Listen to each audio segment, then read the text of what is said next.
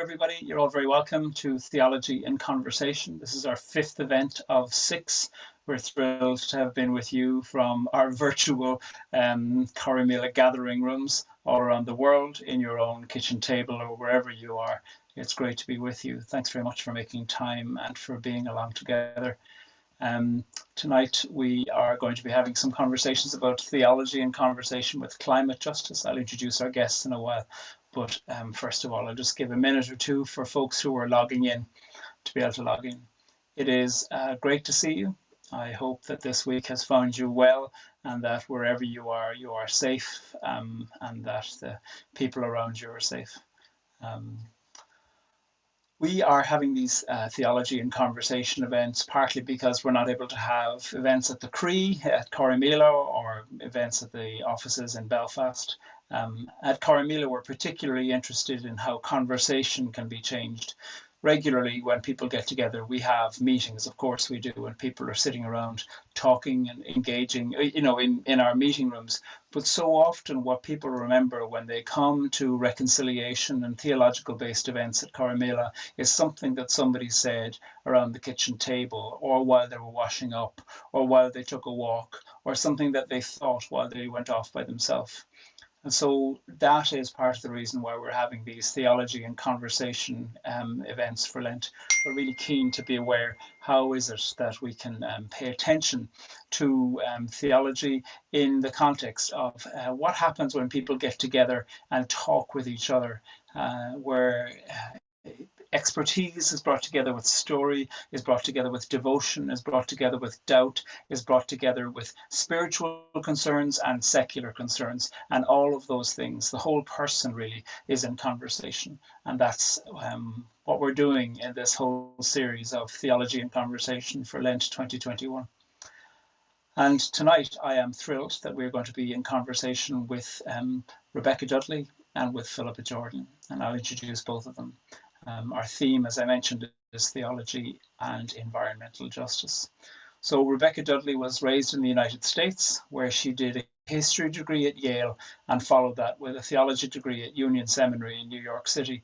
Before moving across the Atlantic, she worked in Christian Aid in London for 13 years, before then doing a master's and a PhD in human rights law at Queen's University in Belfast. She's been based in New Zealand since 2015, and she now works in humanitarian law with the International Red Cross. And our second guest is Philippe Jordan, and Philippe Jordan is a theologian and student of human rights law at Queen's University, and brings a keen interest in how theology and human rights can be lenses through which to examine climate change, climate justice.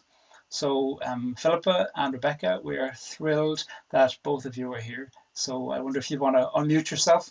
We'll start off with you, Rebecca. I wonder if you just want to say hello, introduce yourself, and then also tell us, where is it within the context of where you sit? And it's morning time in New Zealand, so when you sit, you're in the future. Where do you see the need for climate justice from where you are?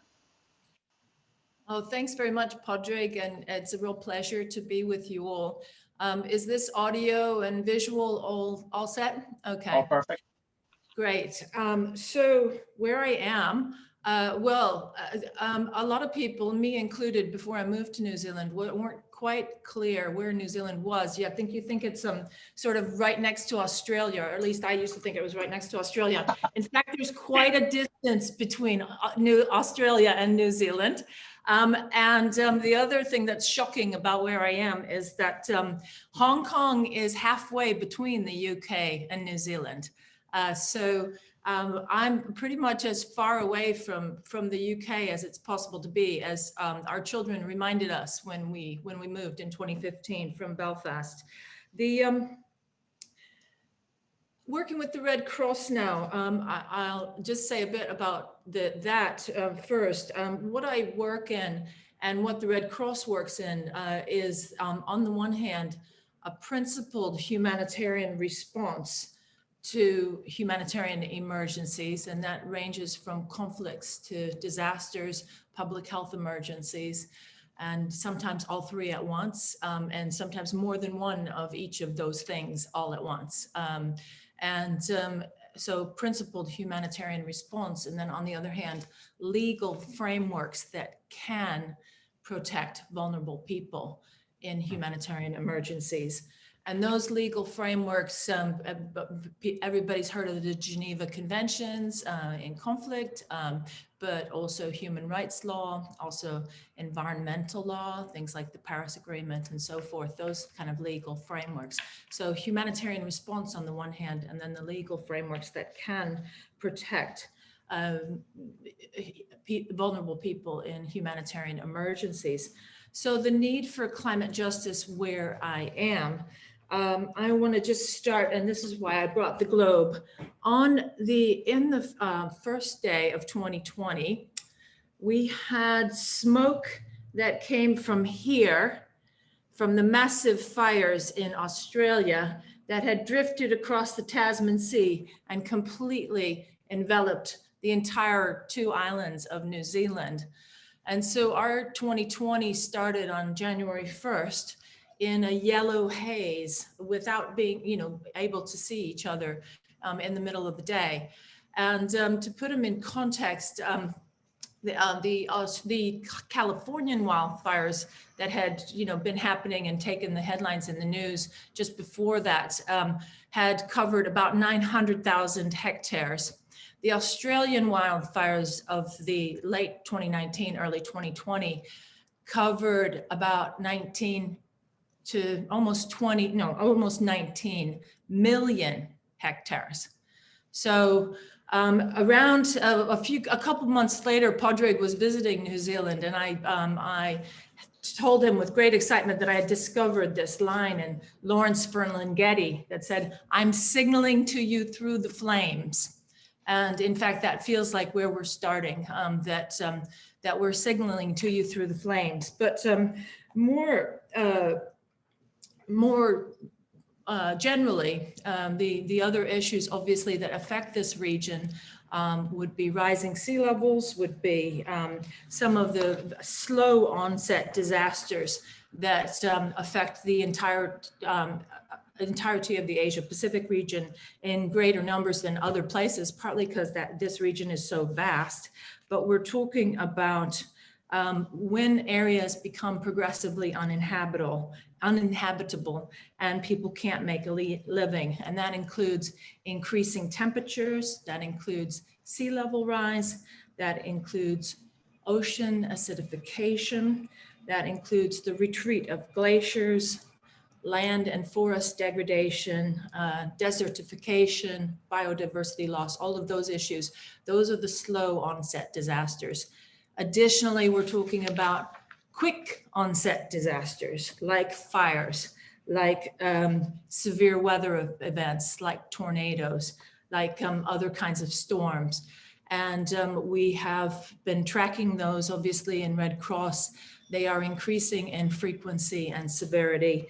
And just last week, we had a piece of research that showed that in the last 6 months alone, from September 2020 to Feb 2021, there's 12 million people displaced by those quick onset disasters. That includes about 2.5 million people who are displaced by conflict, but the other, the bulk of that number, of that 12 million, were displaced by those local quick onset disasters. So that's where we are. Thanks very much, Rebecca.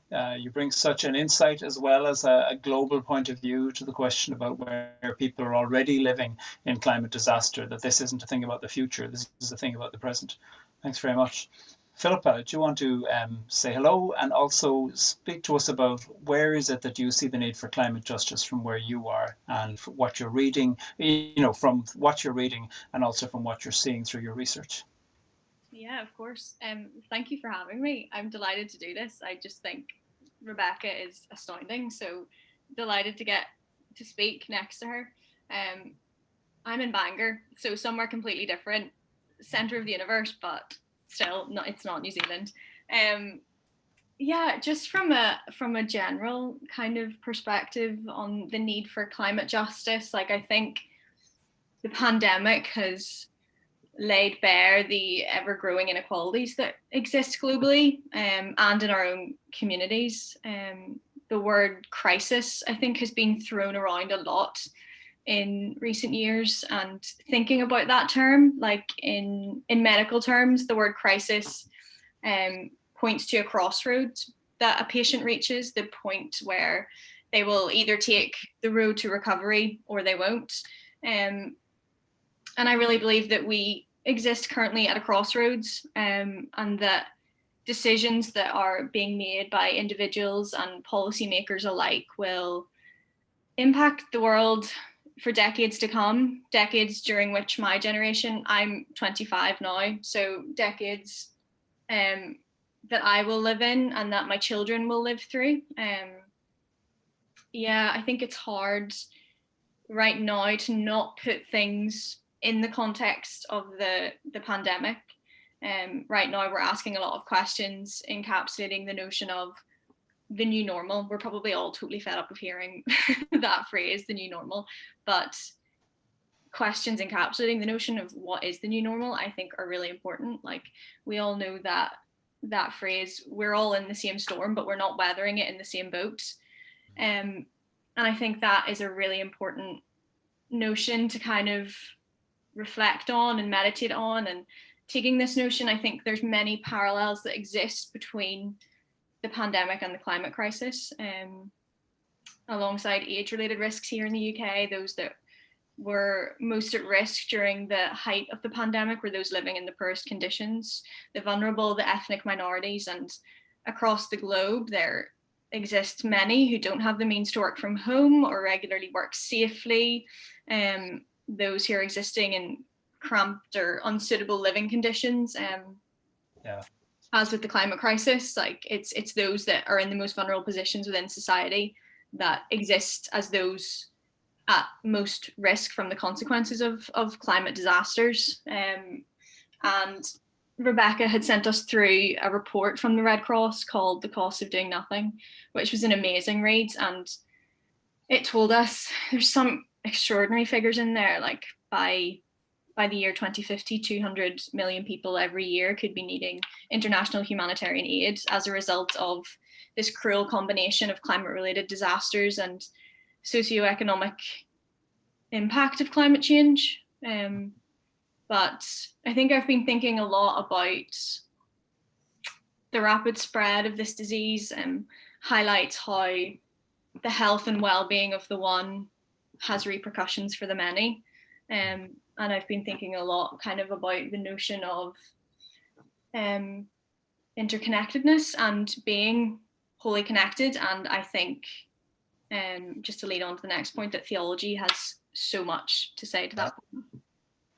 I was going to ask both of you, I'm really curious about what is it that both of you would like to say about why theology is a lens through which to view climate justice. You know, what theological lenses do you bring, and why do you see that this is a fruitful way to think about and as a result act and advocate and lobby for something to do with that's so practical?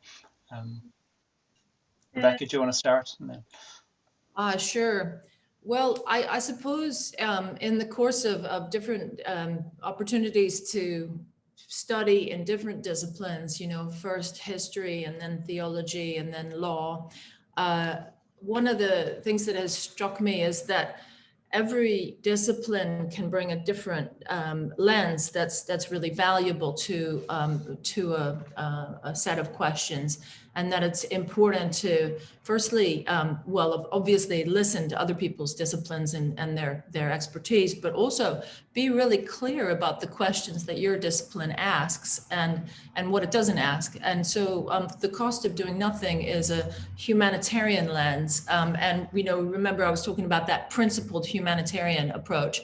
The principles are you go to where the need is greatest. You're looking to alleviate human suffering. You're looking to promote human dignity. You're doing that in an impartial way, in an independent way, a neutral way, to not get involved with conflicts so that all the different parties of a conflict trust you to try to do the best thing.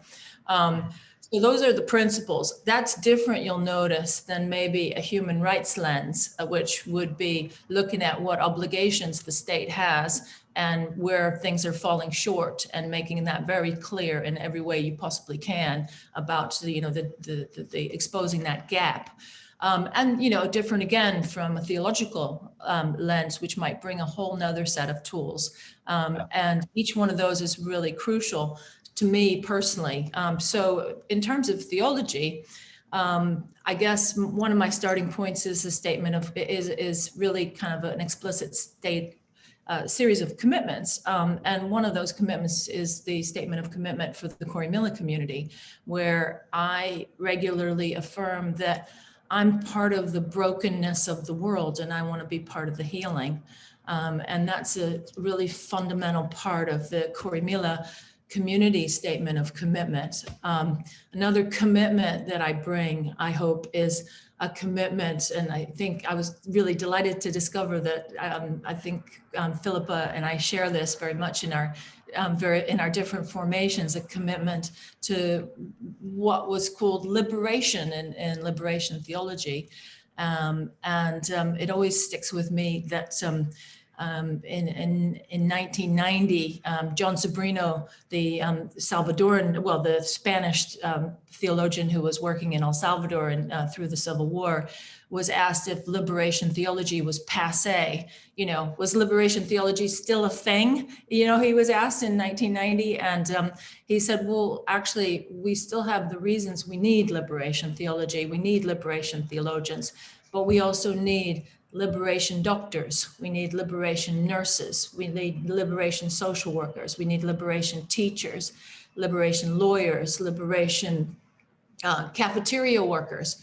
And so I suppose that really stuck with me these last 30 years, trying to bring that commitment into other disciplines. Yeah. Thanks very much. Philippa, it'd be lovely to hear from you about why theology is a particular kind of lens through which you approach the question of climate justice. But also just to say for, Philippa and Rebecca, if you two want to ask questions of each other, work away, as well as people in the chat. If you put anything into the chat, Emily and Sarah are going to be looking at the chat. They'll be feeding some questions through to me. So feel free to put questions in the chat and we'll get to those during the Q&A as well. But over to you. Well, I was super excited when Philippa said that Leonardo Boff really influenced her. And so I wanted to hear more about that. So I would love to hear that, Philippa.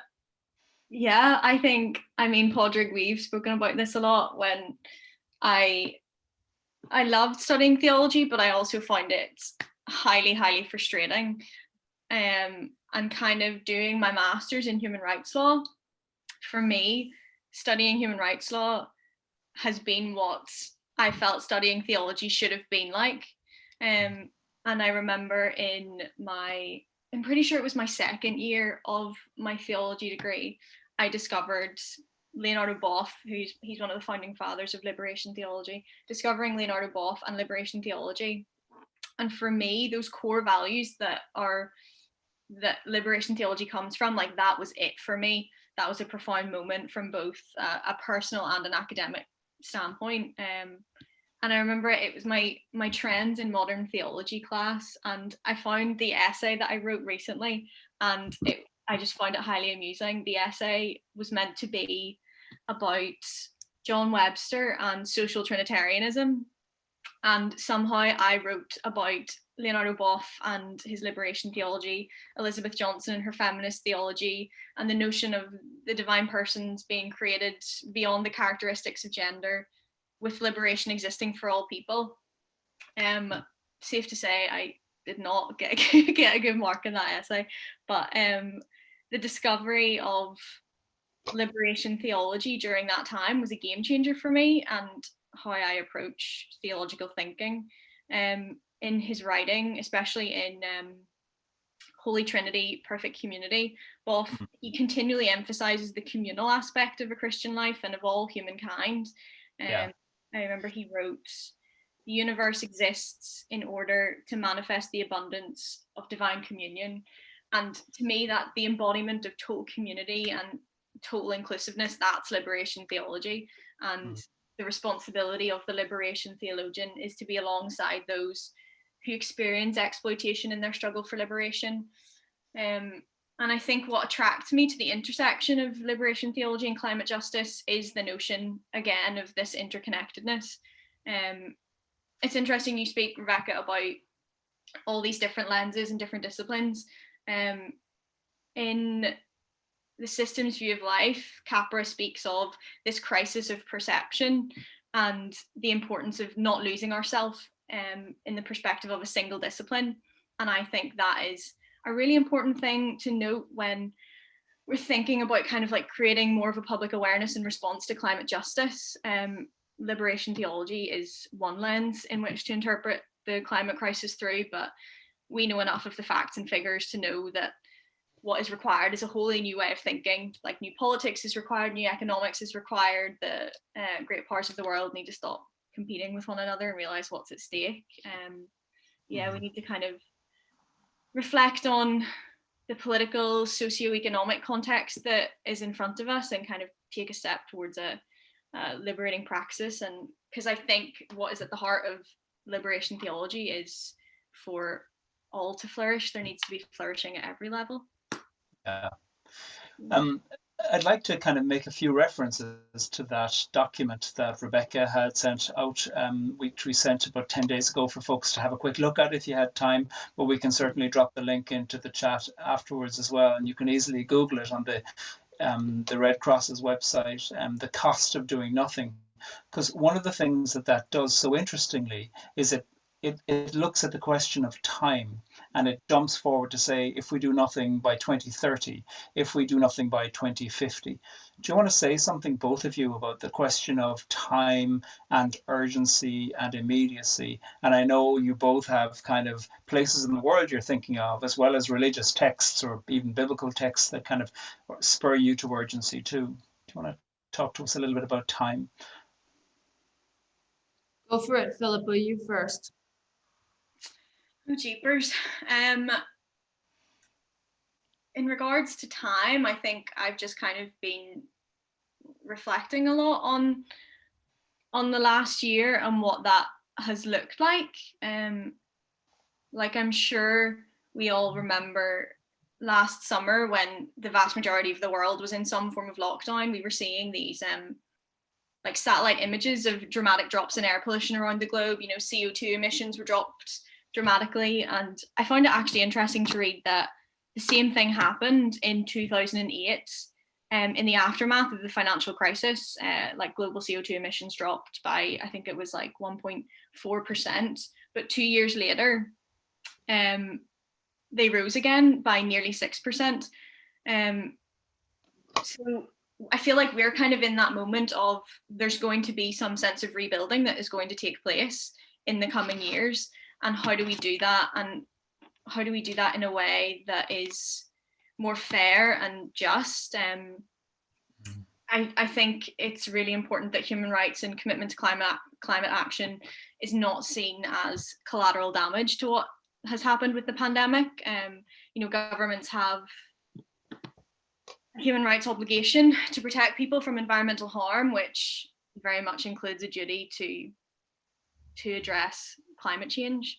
But I think kind of looking forward in the next couple of years, I think the real impact of the pandemic on the climate crisis will more than likely ultimately depend on decisions made by governments in regards to their economies and what they want that to look like whenever they recover. But I think that provides us with some ground for hope here.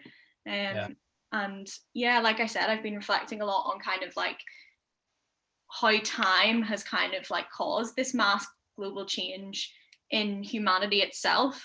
Like, I can't imagine us as humankind collectively going through what we've gone through in the past year and not be transformed and not feel like somewhat connected to one another. And like, I'm sure a lot of you remember the videos that were plastered all over the internet last year of people singing on their balconies together across the world. Like, I distinctly remember standing on my street in East Belfast on the first Thursday night for the clap for the key workers, and I felt profoundly moved because it felt like we were all at this time we were all going through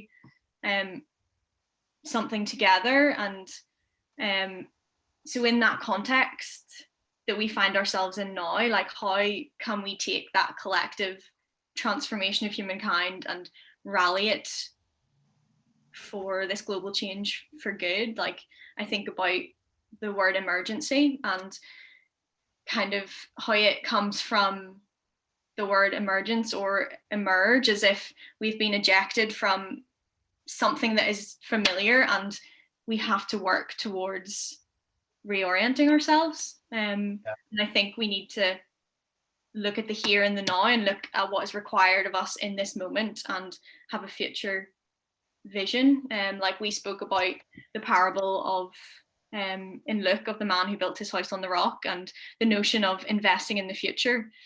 What does this look like for us in the context of the climate crisis? The report that we spoke about maps this out really well. Like, how do we reduce long-term vulnerability and exposure? How do we anticipate disasters and improve emergency response? And an interesting one for us now is kind of we move towards a post-pandemic world. How do we rebuild and repair? Yeah. I've been thinking about, I mean, I learned a silly children's song with actions when I was younger to that to that parable. Don't build your house in a sandy land. Don't build it too near their shore.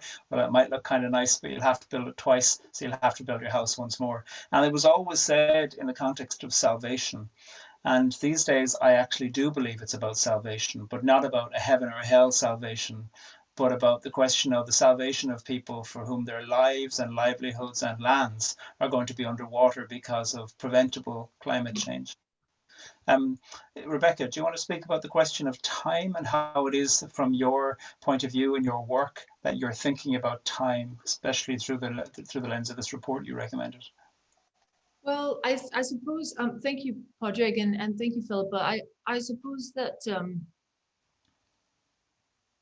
I guess in the context of my work, one element, something I'd like to pick up on that maybe is not the obvious first place for a Red Cross worker is that I think reflecting on time immediately brings forth a whole lot of feelings, especially for somebody like me about to turn 60. I think when we, like I think of my son who's studying rising sea levels and their impacts and knows a lot of facts and figures that are pretty hard to know. And he asked me, what were you doing in the 90s? What were you all doing? And so the sense of regret comes up when we think about time. I'm sure for every single person on this Zoom call, we could rehearse a whole range of stuff if we were doing stuff in the 90s. We could rehearse a whole range of stuff we were doing. But there's still this sense of, if we had started doing what we know now, we'd be in a different place collectively as people. So there's this feeling of regret. And I think for both older people and younger people now, there's also with the sense of urgency of the various range of cataclysmic disasters that are about to overtake us, there's a sense of overwhelm that can lead to paralysis and like, oh, I don't want to know anything and I don't want to do anything. So I think the question about time brings very hard on its heels these very strong feelings that make it hard to actually kind of see clearly the now. And I guess what does come to me in times where I'm feeling regret or overwhelm is that I feel personally that I live on God's time, and that God's time is not my time, and that God has the things that I'm meant to be doing today in this 24-hour time. And this 24 hours is the day that the Lord has made. And I'm asked to rejoice and be glad in it. And so, and also the scriptures that say now is the acceptable time. Now is the day of your salvation. So, the pulling me back in as a person of faith into the present moment is really important to me. in terms of dealing with the question of time. Of course, then dealing with what we can do about these issues that are in front of us. So I'll leave it there. Yeah, thanks, Rebecca. I would like to talk, we're talking about when, but I'd also like to talk about how. And so there's some questions coming in from folks who are in the call already. One of the questions was, what difference should this liberation theology context make to what Christians or other people of faith do as we head towards the United Nations Climate Change Conference, which is happening in Glasgow this year? What should people who are motivated by a theological liberative approach, what should they be advocating for? What should they be calling for? What should we hope for? What should we be putting perhaps pressure on our governments to sign up to? Philippa or Rebecca, do either of you have? Well, perhaps I could start because I guess, we only have such a few minutes together, but I think that something I'd like to try to suggest or invite people to consider is that, we've been talking in a kind of block form about this liberation theology approach. Liberation theology is a vastly diverse set of voices and approaches. But one of the things that I've kind of carried through my life, I suppose, in terms of the lens of liberation theology is a method, and I think the method starts with asking real questions from where there's pain, and where there's hurt, and so a real question that I started to ask myself when Pádraig invited me to consider this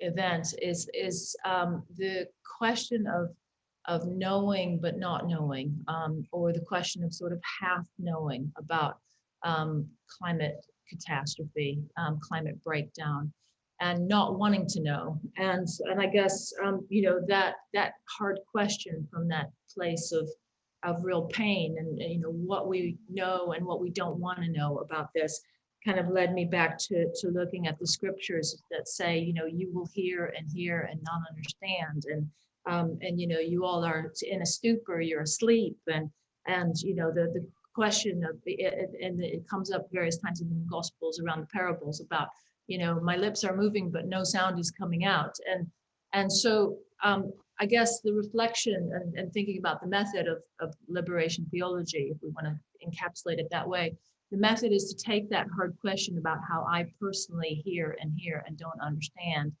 and try to reflect on that through scripture. So I suppose for Christians who are following a Lenten discipline, one question for a Lenten discipline might be about this sort of half knowing that we find in scripture, and to invite you to consider some of these scriptures.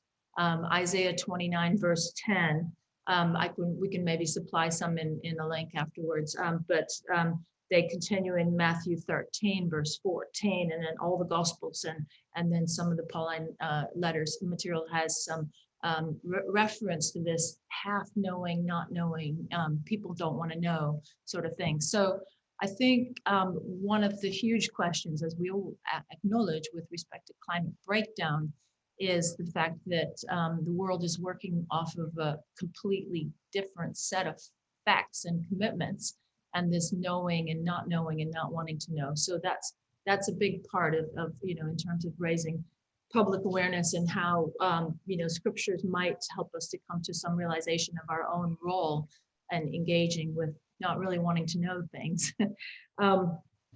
So in terms of the question about engagement, well, I mean, there are a number of things that relate to policies that governments can bring to the table, to international negotiating tables, that can create a stronger international framework, international systems, including international systems that can protect vulnerable people for these climate disasters that are already happening. And so, back to Philippa's point, we know that humanitarian emergencies, whether it's a public health emergency like a pandemic, or whether it's a conflict, or whether it's an earthquake or a tsunami, humanitarian emergencies basically both expose the broken places in societies and also makes them worse, and affects for example, we know that gender-based violence rises not only in conflict, and that's kind of almost unfortunately something that people expect, but also in the wake of disasters, gender-based violence rises. So existing inequalities are made worse. So there's a number of global protections that can try to strengthen the protections of the most vulnerable people in these disasters. And there's a number of global international instruments that can do that, and you can support your government to support those. I might stop. I think that the key is there's things that can be done as an individual Christian, if you follow those practices. There's things that can be done to build resilient communities in local areas, resilient sort of commitments by countries to improve the whole global sort of protections and structures as well. Thanks very much, Rebecca. Kind of building on that, I mean, Philippa, you're welcome to kind of answer some similar things, but one of the things that I hear, and it's coming up in questions from the folks who were gathered, is that this is an opportunity for a reorienting of spirituality, a kind of an eco-centered spirituality that isn't just for folks about salvation in an afterlife, but really it's about looking at questions to do with redemption, repentance, salvation, resurrection in the here and now through humanity's recognition that we are biological, like every other living thing on the earth. Is that something that you think about through the lens of your work? As Rebecca was speaking, I was kind of just thinking about the notion of just theology as action.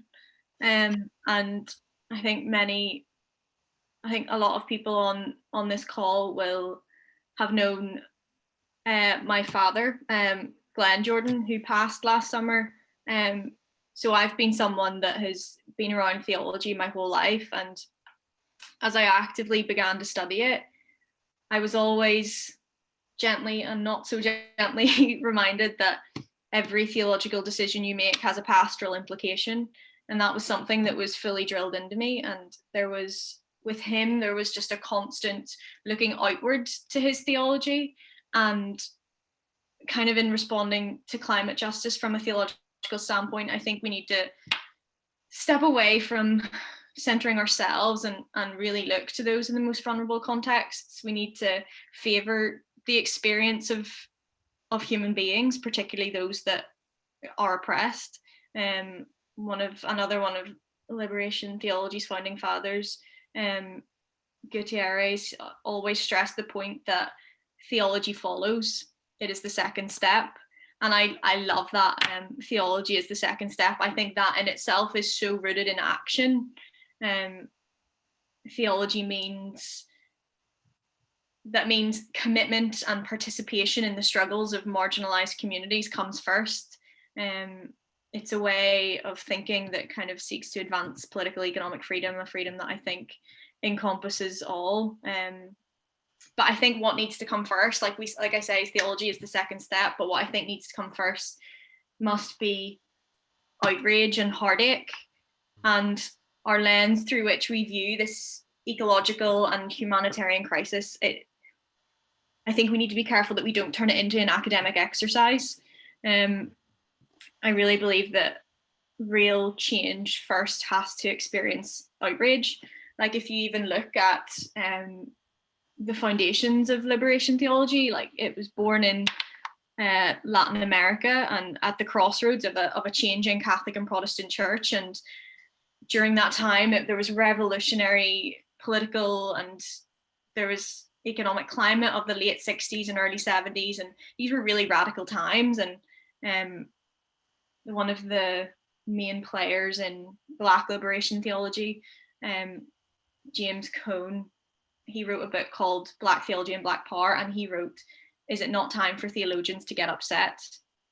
And I think that in itself is the catalyst for tangible change and for action. Like bringing it back to what Dad taught me about an outward-looking theology. I think the real horror and the real crisis that is happening today is that it's becoming commonplace, and we can't fail to understand that the reality is that the vast majority of humankind are living what they're living in as a result of the climate crisis, and the same world that is comfortable and content for us is wholly destructive for so many more. And the figures in this report that Rebecca sent should be upsetting. They should cause us outrage and heartache. But I think, looking from a Christian perspective, I don't think those feelings are incompatible with hope. And I don't think we should allow ourselves to succumb to any form of complacency, but we also mustn't lose, if I'm looking at it through the lens of liberation theology, I just don't think we should lose that radical edge that liberation theology was born out of. This is time radical. What I'm hearing from both of you is the need to be looking at the world, and not just at the world as it is around you, because maybe that feels fine for now, but the world as we see it reported through the reports like the one that Rebecca has mentioned, and like the ones that I know folks are mentioning in the chat as well, that there is enough evidence for us to feel alerted to know that we need to do something as individuals, as collectives, as well as governments. So Rebecca. Can I add something else that I think is really important? Another kind of experience I was reflecting on to think about this session is something that we did when I was working in Christian Aid in the 90s, which was we did research about why people felt paralyzed in the face of something that feels overwhelming. And in that case, global poverty and other huge issues that unfortunately we still have with us as well. But one of the things that we discovered was that when people switch off, it's sometimes not because they don't care, it's because they feel so alone and so powerless. And then in the course of that exploration, we also were struck by the fact, and I think it was my colleague Janet Morley who pointed this out, that we receive news of the world in our millions, but when we receive it, and at that point we were receiving it through TV and radio, now we're receiving it through Facebook and more atomized social media. When we receive that news, each of us is alone. And so the sort of paradox of the bigness of the issues and receiving a huge catastrophic sort of piece of news about something that's barreling towards us at pace and being alone, that's where the defiance needs to start. Our defiance needs to start by building communities where we are. And that is the most radical act that anyone on this Zoom call can do. As a starting point, it might be building communities of prayer. I see that Christian Aid now has a prayer chain for climate justice that you can find, I'm sure, by Googling it. You can join that prayer chain for climate justice and be less alone immediately. And you'll see in that report that the adaptation responses to climate change are often very local responses, and they need to be supported. And so building resilient communities, resilient, diverse, plural communities with lots of voices celebrated and heard, that's the bottom line.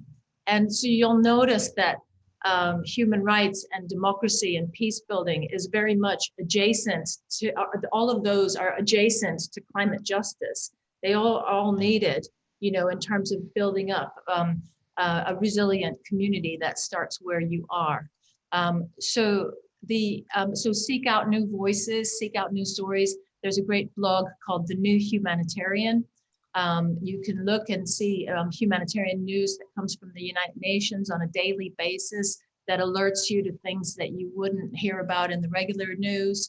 So seek out those news stories and build up those resilient communities. That's the response.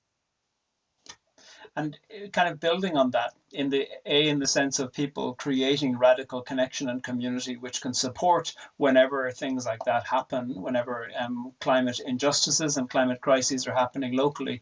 What are the ways that you think that a certain sense of community can be built by internationally binding agreements regarding accords that communities and countries are signing up for together? I'm sure if there's a kind of a collective sense of collaboration towards, for instance, slowing down global warming, etc., what are those things that you think we should be looking out for that are difficult but actually achievable? Well, you want to keep the language strong as possible in the international agreements. I mean, I've had the opportunity to be in rooms in Switzerland where diplomats are negotiating language on resolutions to address some of these issues. And one of the really fascinating things, we were actually negotiating a resolution on pandemics and epidemics in December 2019. But also on what was called climate smart law or something like that. Anyway, climate smart law, that language got thrown out because somebody didn't like climate smart law, but we kept the commitment to the Paris Agreement in the negotiation. And really, interestingly, what was happening in these negotiations was WhatsApp dialogues were happening between us and the States Party conference on the Paris Agreement that was happening in Madrid at the same time. And both sets of diplomats were trying to hold the line, because if the line was weakened in one place, it would be weakened in the other as well.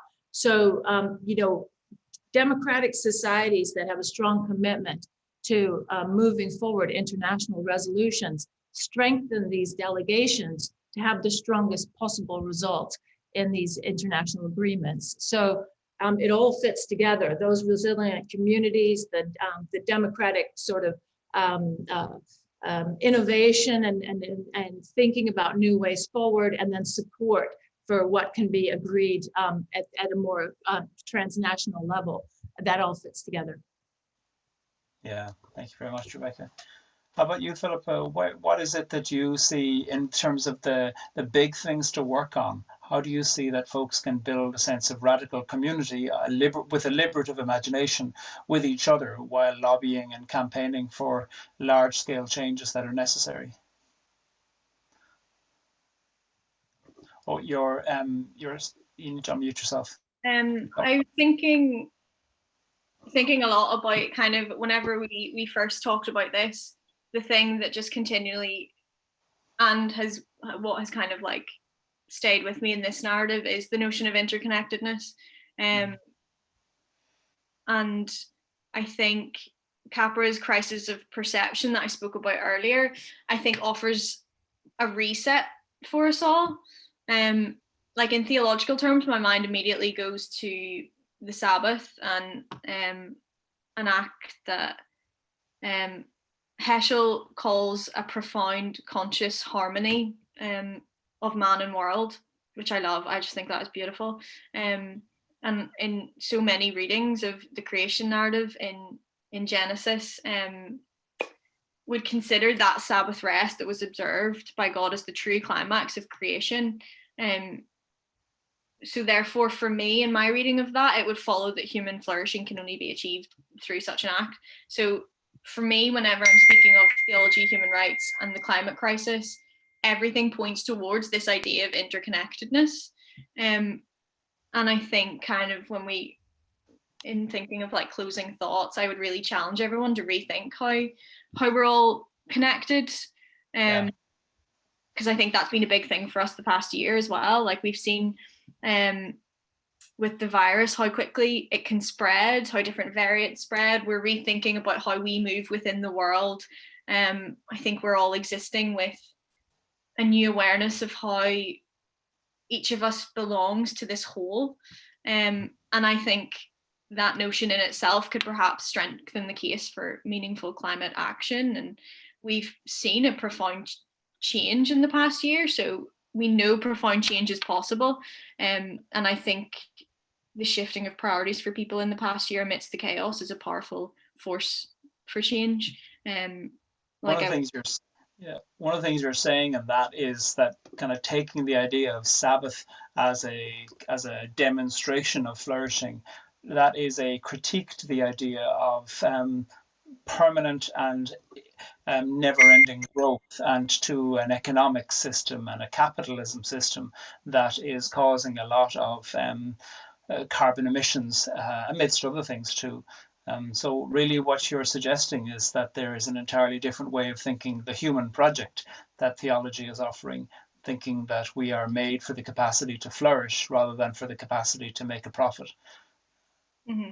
Very much so. Flourish together with the world as well. Like, I think, like Heschel says, the notion of that we exist in this immense harmony with the world, I think it's not a mutually exclusive thing. Like, I often in conversation when talking about the climate crisis and human rights, I often get muddled up in the notion of, I don't know who I should be centering in this conversation. Am I centering the notion of we should protect the land, this should be our priority, this is what is happening to the earth, this should be the priority, but as a result of that, this is what, there is a humanitarian crisis that has come off the back. And for me, for a long time, I was kind of like, okay, who do we center in this conversation? Do we center the land? Do we center humanity? But I think they're not mutually exclusive. I think it's something that, like he says, exists in harmony with one another. And yeah. Do you, this is a question for both of you, because like, I have often heard the question of climate change being put forward, that folks who believe in care for creation are more liberal, and folks who believe in, responding to the creator are more conservative. That's a binary that I think is powerful, even if you want to critique it. How would both of you want to respond to that from a theological point of view? I'm aware that there's lots of conservative religious people living in places that are being affected by climate change. So for people in those environments, abstract theological considerations about liberal conservative lines are not relevant. Where would you say, for people who are being concerned, I suppose, about the ways within which this is being seen as a liberal conservative shibboleth, how would you speak to that and try to escalate and elevate that and transcend that binary? Rebecca, I'd love to hear, as a Presbyterian minister, I'd love to hear your thoughts on that. Well, I do have thoughts on that, but I think in my role as a Red Cross worker, I can't really stray too much. So possibly over a drink at some point. Fair enough. Philippa, do you have thoughts about that? One of the profound texts for me in my journey with creation care was Sally Mcphaig's The Body of God. I think if people have the opportunity to read that, you should. And it spoke a lot of again, how these things are not mutually exclusive, and creation to me is a part of God. Like, even in regards to kind of like how the land is viewed in different spiritual traditions, I think they offer like a really beautiful kind of like symbiosis between the two. But that was a profound text for me. Body of God by Sally Mcphaig, if people are interested in that. It's very helpful. Thank you. I guess one thought, that more general thought, is that as you already alluded, Pádraig, this binary that we set up in different areas of liberal and conservative breaks down utterly as you travel the world into different contexts and societies. And so possibly, I guess the general point might be that as people who may be committed to peacemaking and peace building, one of our tasks is to constantly seek out new stories that aren't in the frames that we thought we knew. The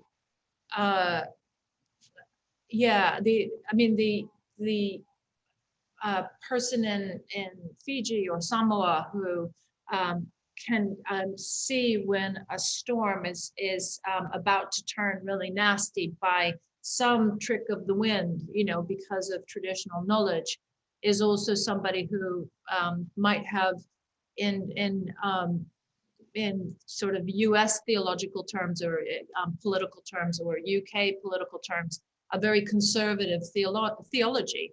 And so in that binary becomes a little bit less meaningful. And I guess, I guess maybe the important thing is, to me, is seeking out these new frameworks, these new disciplines, these new ways of understanding the world and figuring out what questions other people are asking as well as what questions we're asking. Thank you. And staying with you, Rebecca, as you think about the cost of doing nothing report, what is it that you think is of particular importance that folks might want to pay attention to? What are the findings there that you think are interesting, but also encouraging in the sense of we can do something about this, we can lobby and support governments to say, if you do this, we'll support you? Yes, I mean, I think, well, one thing is, again, coming from, I came from a human rights background in Northern Ireland. I worked in transitional justice in Northern Ireland. And then I moved into a kind of the humanitarian law world, and they're adjacent, but they're not the same thing, and they have different questions, as I've already sort of said. The question in front of humanitarians is, where is the need greatest? How to alleviate suffering? How to promote human dignity? Where in the situation that we face now, and that's about this range of issues that climate justice activists will know as adaptation, rather than the very, very important mitigation side of things, which is about reducing carbon emissions and so forth.